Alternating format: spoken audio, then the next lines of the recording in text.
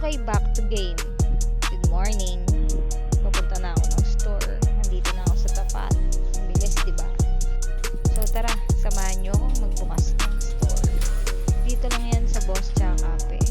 Located at Sarmiento Homes, San Jose del Monte, Bulacan. Let's go. Simulan natin yung araw natin ng all white.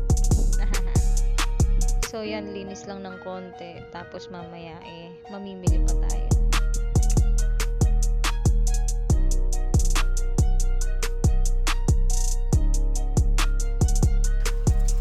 Ito ang first order natin for today. And ang flavor nito is Americano. Purong-puro ang order ni Madam. So, water lang din. Tapos na yung coffee. Napakasimpleng kape pero sumisipa yan. For the next order ay tatlo.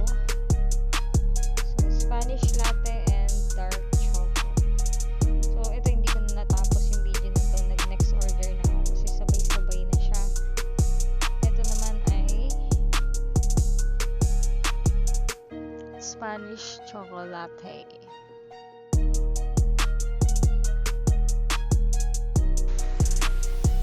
At eto na nga, gabi na naman ulit, bumuhos na naman yung napakalakas na ulan. So, yung mga orders natin is naka-waiting, pending, dahil sa malakas na ulan at hindi natin kayang sabayan yan. So, waiting lang ang ating mga customer.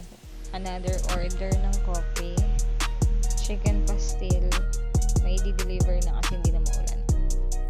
2 AM na rin, kailangan na rin natin